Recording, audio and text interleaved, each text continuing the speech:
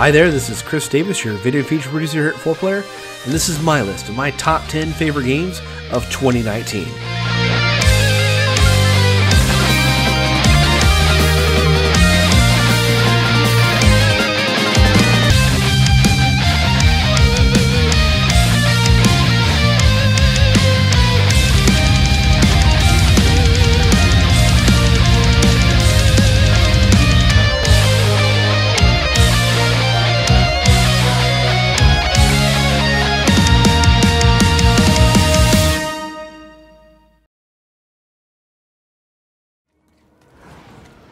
Starting off my list this year is a game that we went around and around on the podcast, and I think unfairly was disparaged for its buggy launch and strange level of difficulty.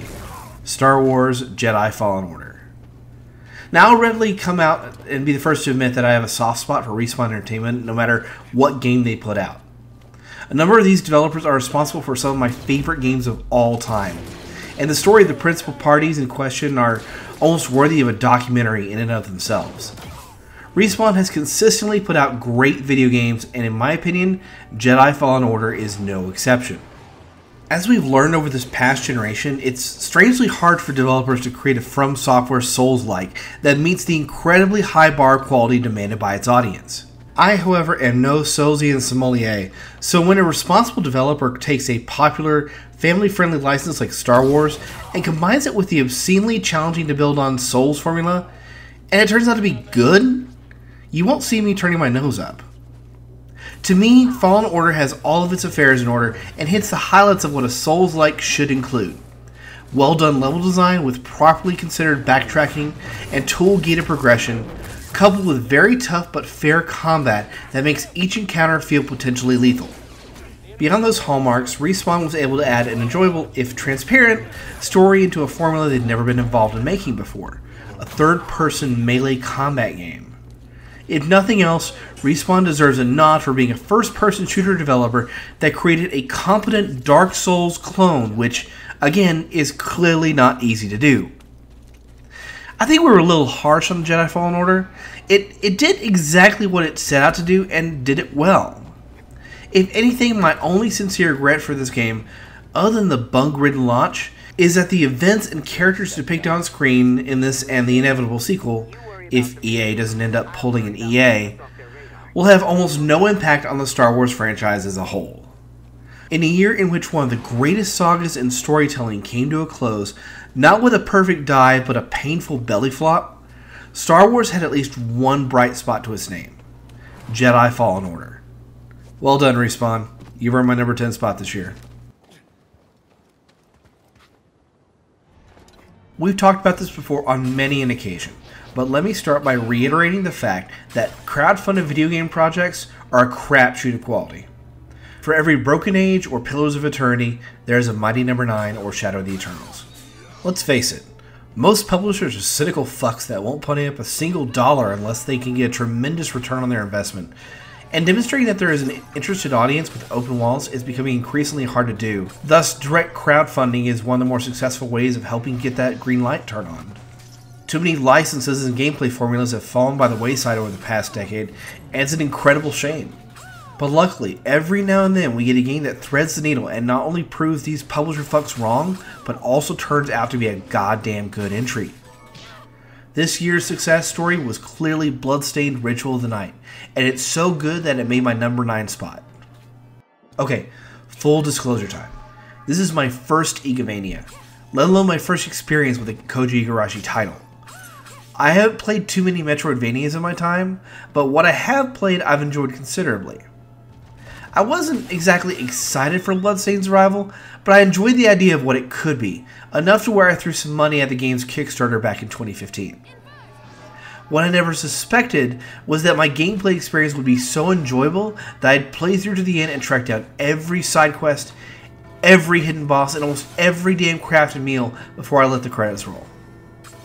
I'm not normally one for grinding for skills and items, but there's something about Bloodstained that makes the clearly slow and incremental crawl towards higher level gear more interesting, and not too unreasonable a request. When I play Bloodstained, I don't feel like I'm obligated to power level or spend an hour farming a group of enemies just for a 2% chance drop of a food ingredient necessary to raise my stats by a marginal amount. But I also know that if I choose to do so and turn my brain off, my enjoyment of the experience isn't diminished. If anything, my favorite part of Bloodstained was also the biggest feature of the Metroidvania genre, the gated progression. Defeating a boss and discovering a new ability that opens up new parts of the world, not to mention new methods of combating enemies and traversing the map, always felt great. I think my favorite came in the form of the invert ability, allowing you to flip the map upside down and giving you a completely new perspective on this rather gigantic map. I really enjoyed my time with Bloodstained.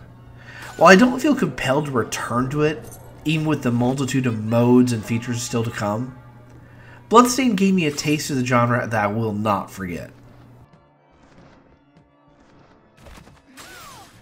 Almost every year it seems like we are presented with a common trend amongst the biggest titles on the show. From the same industry that brought us the Year of the Bow, it seemed like E3 2018 was to herald the arrival of the era of feudal Japan, with the likes of Nioh 2, Ghost of Tsushima, and From Software's next Soulsian title, Sekiro: Shadows Die Twice. While those two formal titles have yet to arrive, Sekiro's release this past March once again proved From Software's capacity to absolutely dominate the greater conversation of gaming for months following release.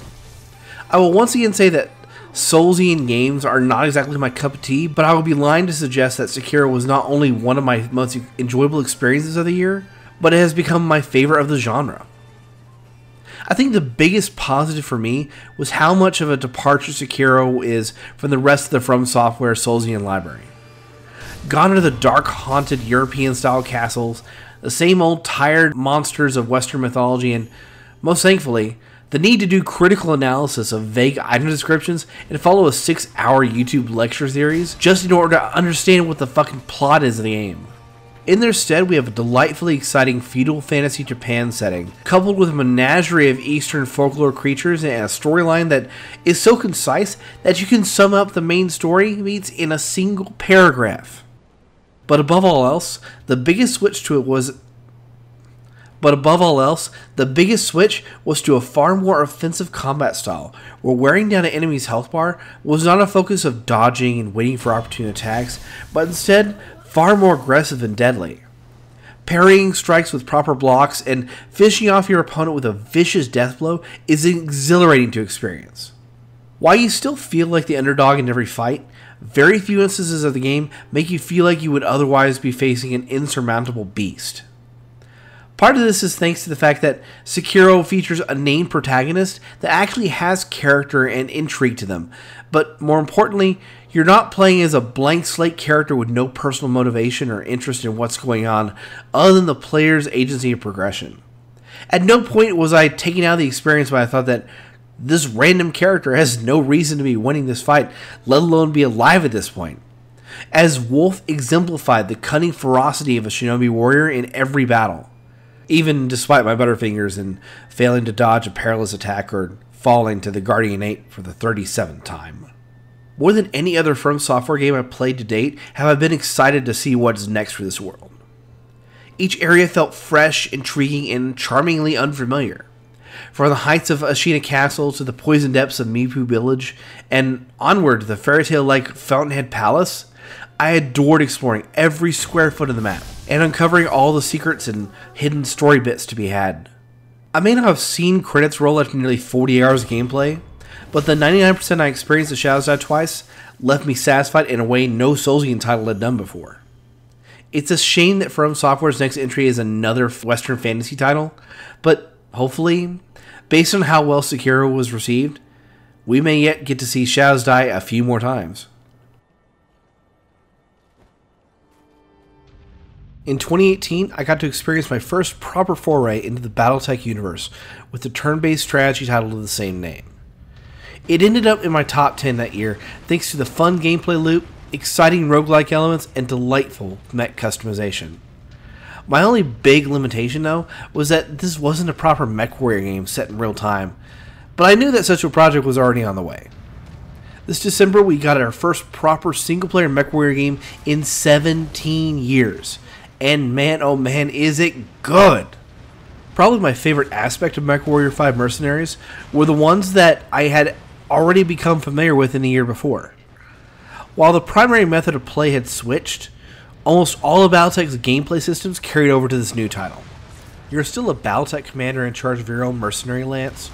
You still travel the inner sphere with random hireable pilots in search of the next lucrative contract, and you continue to grow your reputation amongst the warring houses while obtaining older and more powerful Star League mechs to increase the aptitude of your team. The loop of traveling from system to system and participating in the side of your choosing feels so good to dive into, with few battles ever feeling like a cakewalk thanks to the limitations and expectations of the contract. In fact, more often than not, missions can end up being disastrous if the enemy faction decides that they've had enough of you. Multiple times I found myself being forced to eject from my battle mech as my comrades went critical and were consumed in a nuclear blaze. There's a certain level of thrill that this universe seems to exude with each game entry thus far that always makes you always excited for the next action you take. Whether that's following a side quest storyline where you help determine the fate of a sector that you're fighting in, or simply traveling to an industrial hub to see about a rare mech carcass that you can purchase, retrofit, and take into combat. I think the most understated aspects of MechWarrior 5 is just how surprisingly alive the universe feels. While the game starts in the year 3015, right in the heart of the Third Succession War, as time progresses you notice the battle lines shift across the inner sphere, with territories coming under new ownership and new conflicts igniting. The Battletech universe continues on while your little mercenary lance travels across the universe, and the greater history plays out before you every time you open the map. The only complaint I find myself leveling is progression of time, other than it seems almost too fast for all the work and travel you do, is that the game doesn't really fill you on what's going on in the greater scope of the wars. I can appreciate that including such information is a heck of a lot of writing to do, and that the Battletech series is over 100 novels are more apt if you want to get a deep dive into the mythology, but still, I'd kind of like to read more than just a contract and planet descriptions. That point aside, I've absolutely loved my time with MechWarrior 5. It scratches that itch for that grandiose sci-fi epic, while indulging the player in the fierce power fantasy that's hard to replicate. Last year, I wasn't certain that Battletech had exactly sold me on its greater universe, but after being put into the cockpit of a 100-ton walking behemoth of weaponry and engaging in 31st century Dark Age combat, I can safely say without a shred of a doubt that I'm on board. Whatever this universe next brings to the gaming scene, I know for certain that I'll be throwing my money at it. I wouldn't say I'm the biggest Remedy fan on the site. That descriptor easily goes to Nick. While I share his love of Alan Wake, I bounced off of Quantum Break pretty hard, and I wasn't instantly sold on Control leading up to its release. Perhaps it's the way it was marketed, or maybe it was a lack of excitement on the part of the game community overall, but it took me a bit of time and a half off sale, full disclosure, to get me to come around to playing Control. It is here that I must also admit that this is probably one of my biggest regrets of 2019, as within the first hour of play, I fell in love with the game, and cast everything by the wayside until I had finished it. One of my favorite types of entertainment is a depiction of a practical, realistic approach people or a government would take in addressing a fantastical scenario. Whether it's a pair of FBI agents investigating the paranormal and supernatural in the X-Files, a secret government organization policing extraterrestrials refugees on Earth called the Men in Black, or a United Nations coalition designed to circumvent Godzilla attacks known as G-Force. I love the idea of how governments would address the strange and abnormal. Control does so in a sort of fever dream manner that throws you into the mystery of an assault on the Federal Bureau of Control. And for me, it's a treasure trove of delicious narrative nuggets, of intrigue that never saw me saying no to the next text file or audio log to listen to. From a department dedicated to undeliverable mail written by people who encountered paranormal events, to a refrigerator requiring constant human supervision lest it kill anyone in a room. The variety of little stories and tidbits on show make every environment and containment facility a delightful to explore. In conjunction with this, I think Control's greatest strength lies in just how little it operates in narrative specifics. The game gives you plenty of mini mysteries to explore, but for every one of them that you were able to solve, there are 10 more that remain unanswered. It should be clear to anyone that has seen Control, even in their periphery, that Remedy has significant ambitions for this franchise. Not only within its current space, with more in-game content to come, but also significant narrative ties into Alan Wake. Remedy has laid a foundation, by the way that's one of the DLC names, for something rather exciting, and only some marginal tweaks will be needed to turn Control into a well-oiled machine. Remedy's bread and butter though, the combat, feels leaps and bounds better than it did in Quantum Break, and thank goodness for that, because that was one of the primary reasons that I never even reached the halfway mark. The combination of the service weapon, a mystical shape-changing gun, and the various abilities Jesse obtains from objects of power make for a combat loop that never felt frustrating to engage in. The pattern of ripping concrete off a wall, hurtling it at a possessed enemy, and then finishing off with a charged blast from your weapon was only fatigued by just how frequent the enemy encounters are. I think it also helps that it feels like there's a greater variety of enemy types in Control, as you're not fighting the same time-bending humans, but instead an extra-dimensional threat that is barely contained within the oldest house, accompanied by a litany of sentient, malevolent objects that would tear any normal Bureau agent apart. Despite the unnecessarily frequent combat encounters, Control was an exceptional experience this year, and one that leaves me very excited for Remedy's next project, whatever it may be. Alan Wake 2 is obviously the go-to answer for what I think everyone wants out of Remedy, and I believe it when they say that we'll eventually see the sequel. But if one of our stepping stones toward that goal is a second Control, you won't hear me complaining at all. The charming game from House that no one in their right mind would duck. The hot indie darling everyone spent the second half of 2019 honking about. The hit puzzlers that even the most prestigious newspapers from around the world could not help but take a gander at. Untitled Goose Game sits proudly at the number 5 slot on my list. And if you're able to look past the gaggle of memes, puns, and various internet nonsense that came with the launch of this sophomore title from the creators of Push Me Pull You, it's easy to see why it's on so many people's lists. House's everyday typical Goose simulator, for the price of $20 and just a couple hours of your time, is the epitome of an enchanting indie experience.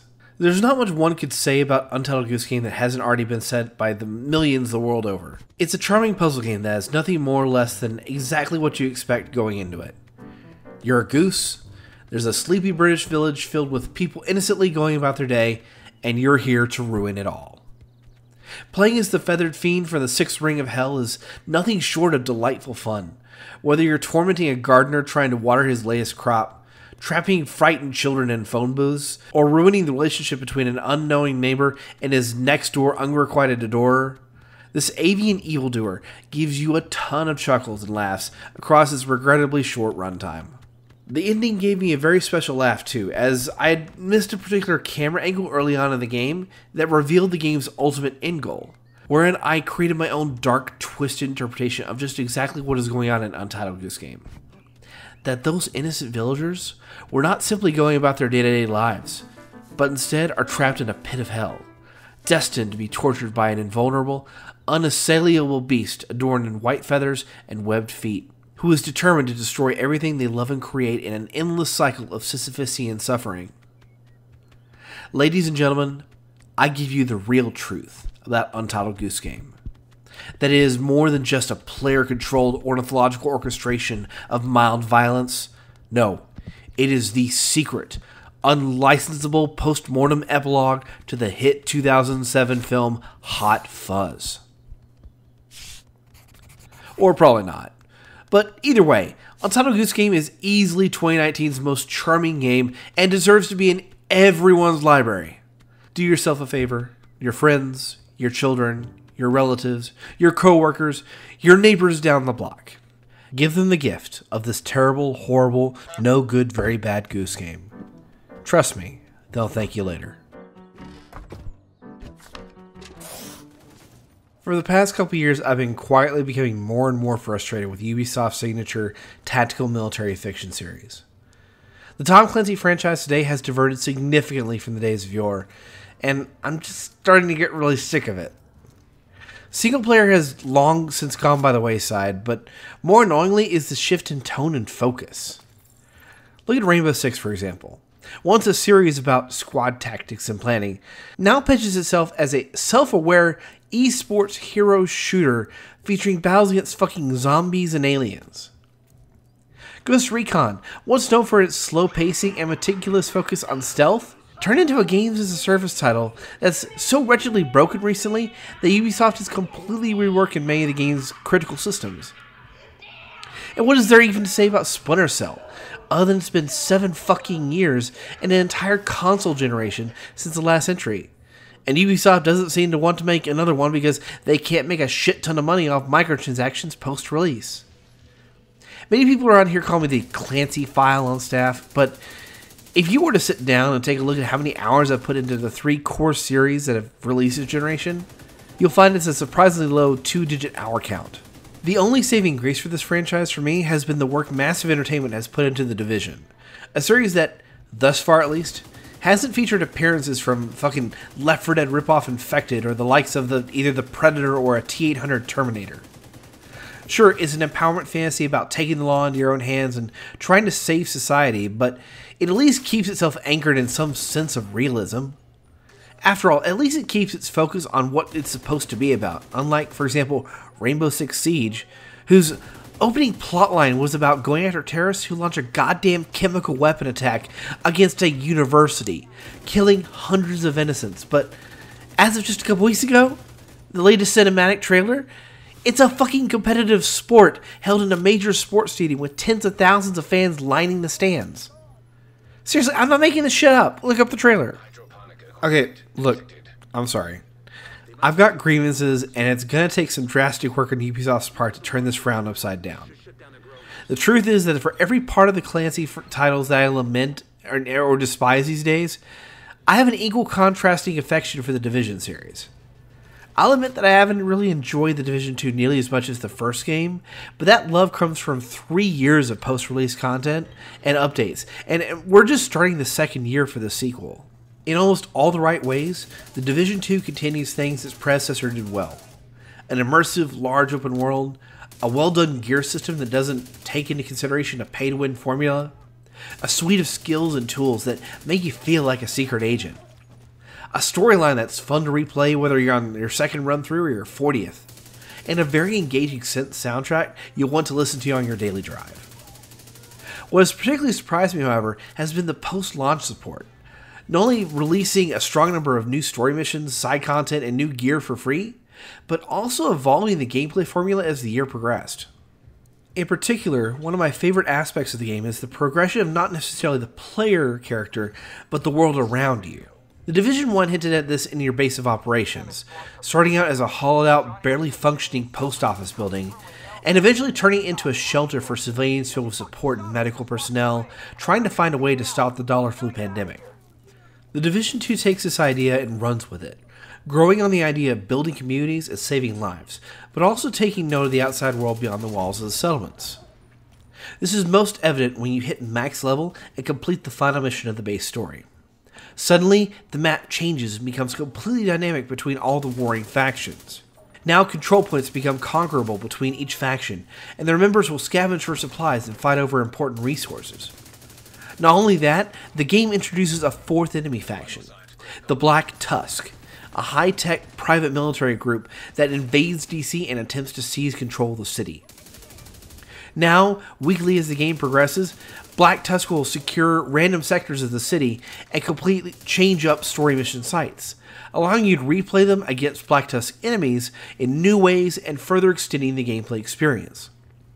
Many will agree that Division 1's best content came from the 1 to 30 level experience, but for the sequel, the best times will easily come from playing the in-game content.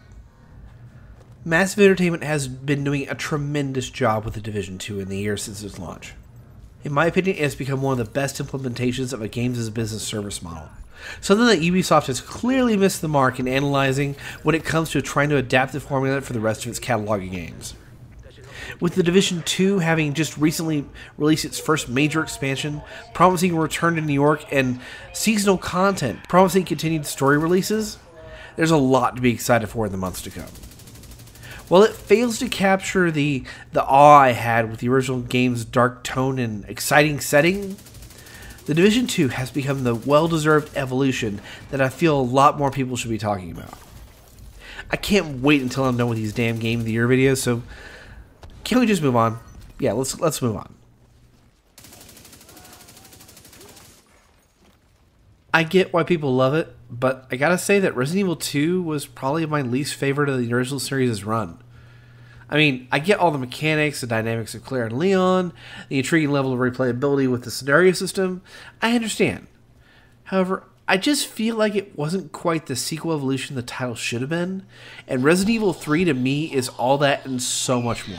I would be lying though if I were to say that I wasn't exceptionally excited when, back in 2015, Capcom decided to finally listen to fans and give Resident Evil 2 the remake treatment it deserved.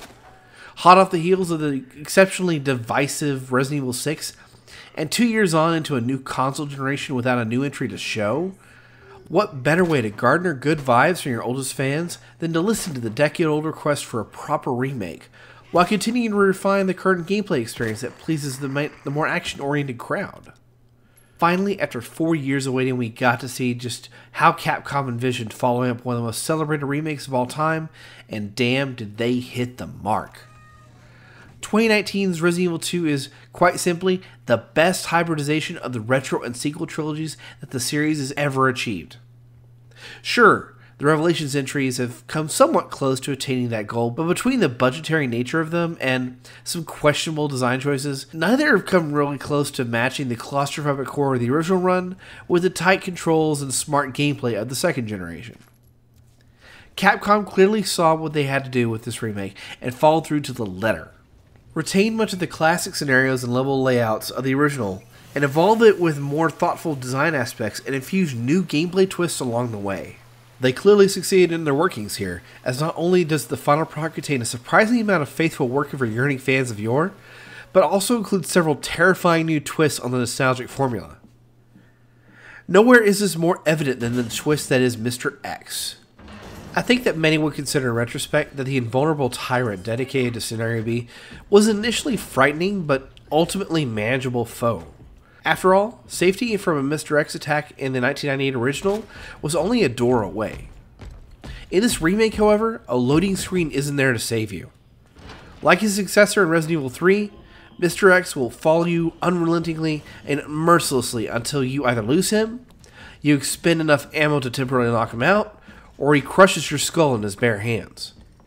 He is utterly terrifying, and instills in me a great fear for Nemesis when the remake of Resident Evil 3 arrives next month. It took 15 years for Capcom to finally deliver on the promise of a remake worthy of one they put together at the start of the century. It's an excellent achievement, and reestablishes the series as the pinnacle of the survival horror genre.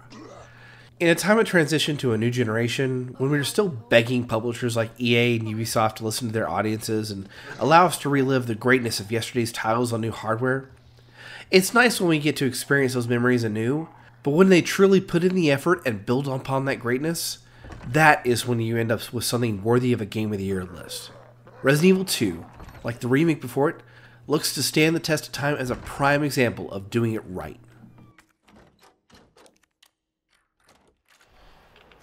For me, one of the great underdog developers that no one talks about anymore was GSC Game World, a Ukrainian team that cut their teeth on real-time strategy titles, but whose shining achievement was the Stalker series.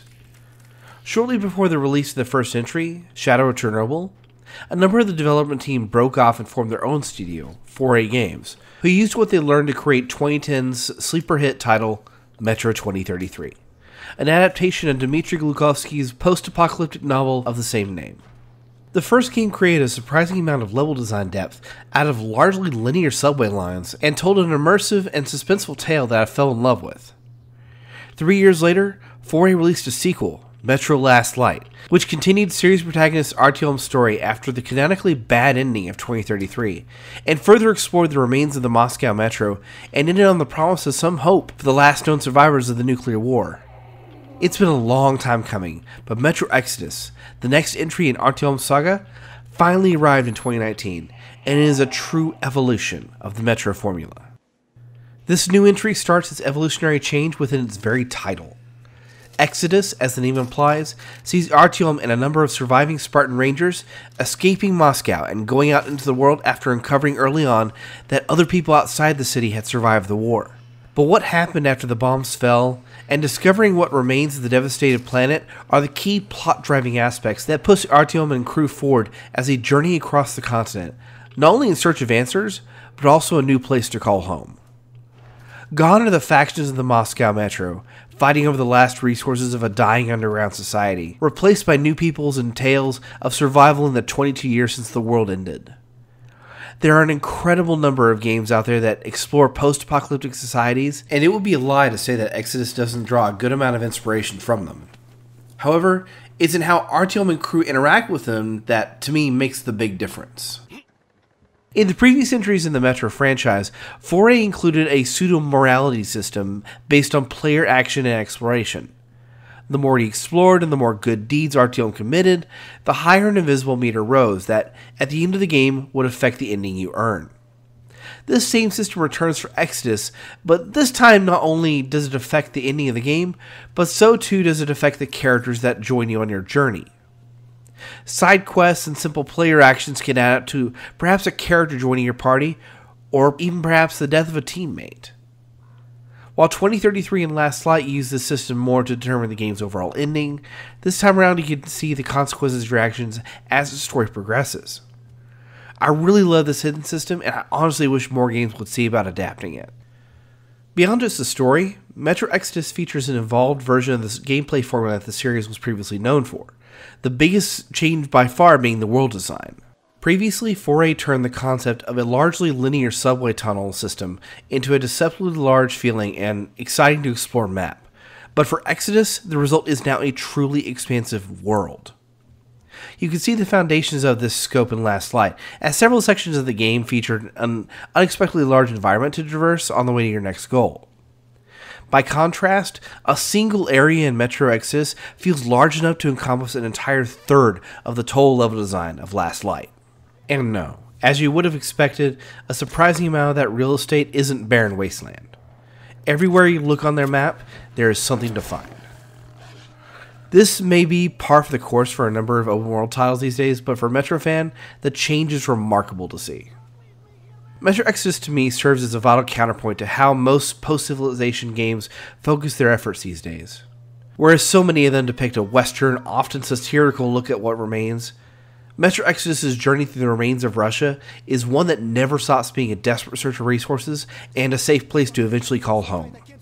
4A Games did a tremendous job with this entry, and if the series were to come to a conclusion with Exodus, I'd truly be satisfied. I'll tell you a little truth about me. Ever since I was a little kid, I've always wanted to become a pilot. My dad and I would have movies like Top Gun, Iron Eagle, and Fly the Intruder watched practically on repeat. I would stay up late with him to play flight simulators on our amazing Pentium 2 166 computer, and through a 56K dial-up connection, I'd watch him as he took on his office buddies in dogfights. Unfortunately, I don't think I'll ever get my pilot's license. Between my terrible eyesight and an income that doesn't make such an undertaking fiscally possible, I'm left with my flight fantasies on my computer and game consoles, which allow me to experience the sensation of flight in the least expensive manner possible. It should come to you as no surprise then that the Ace Combat series is very near and dear to my heart. This long-running, multi-generation spanning franchise is one that I cannot begin to estimate how much time I put into. Though a good number of studios over the years have tried to imitate the series' formula, none have ever really come close to matching the greatness Project Ace is able to turn out with every successive entry.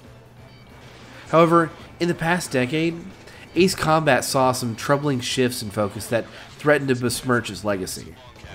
The first ill sign came from 2011's Ace Combat Assault Horizon, an entry that abandoned the series' traditional setting of Strange Reel and instead shifted to focus on yet another conflict between the United States and Russia, clearly chasing that Call of Duty money. While the game was alright, it was clearly a step in the wrong direction. Things got worse though when the next entry arrived. Ace Combat Infinity, a free-to-play online multiplayer-only title. So when Bandai Namco finally came clean and announced the first numbered entry in the series since 2007, I was ecstatic, with the only complaint being that I would have to wait a long time for it to finally arrive. Ace Combat 7 Skies Unknown is, in my opinion, the biggest and most sincere thank you a developer has ever given to fans of any long-running video game series. Firstly, it serves as a tribute to one of the series' most popular entries, Ace Combat 4 Shattered Skies, by taking us back to the Yujin continent on which the game took place, and featuring an evolved version of the same enemy nation, the Kingdom of Erusea. However, this is no retread of that same story and the events within. Though, sidebar, I would absolutely love it if Project Aces were allowed to give 4, 5, and 0 the remake treatment they absolutely deserve. This story is a competent approach to addressing some of the bigger questions we face today about aviation warfare, and whether human flight is something that still has a future ahead of it. But beyond just being a solid continuation of that 15-year-old title, throughout the conflict of AC7, you see more than just nods and little tributes to the PlayStation 2 trilogy of titles, but also locations, maps, characters, and direct acknowledgments of the events from those games. At one point you run into Swordsman, one of your wingmen from Unsung War, and later on in the game you get to revisit Stonehenge, the key plot point of Shattered Skies. For those that are new to the series though, I have to tell you that the Ace Combat franchise is one of the most effective and powerful fantasies anyone could ever come across. With each entry, you start out as nothing more than a scrub reserve pilot, defending an outlying base from a modest enemy attack. But with each successive mission, you earn the respect of your wingmen, your commanders, and even your enemies. By the end of the game, you're leading your own squadron, and are tasked with saving the world from the penultimate threat of the game. This tradition continues with Skies Unknown, as, by the end of the game, everyone is calling you a hero, but more importantly, you actually feel like one. There's an incredible amount of stuff I would love to talk about with Ace Combat 7. From the exciting dogfights, the strong variety of missions, the absolutely incredible soundtrack, and the sheer thrill of just taking off into the wild blue, all add up to a simply wonderful experience that I would tell almost anyone to play. Ace Combat 7 this year, it was more to me than just another entry in a Comfort Boot series. It was a brilliant throwback to my school days, and by the end, it left me tearing up. Thank you, Project Aces. Thank you for this wonderful, astonishing tribute to your legacy, and thank you, Bandai Namco, for letting them get there.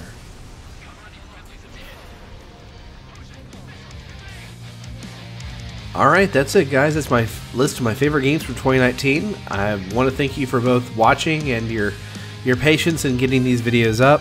I got pretty sick in February, and my ability to function as a productive human being was greatly diminished. So, apologies. I promise that we'll be speedier next year. Also, we have more videos coming, so stay tuned. And, oh god, Carlos and Crispy have a weird one. Anyway, see ya.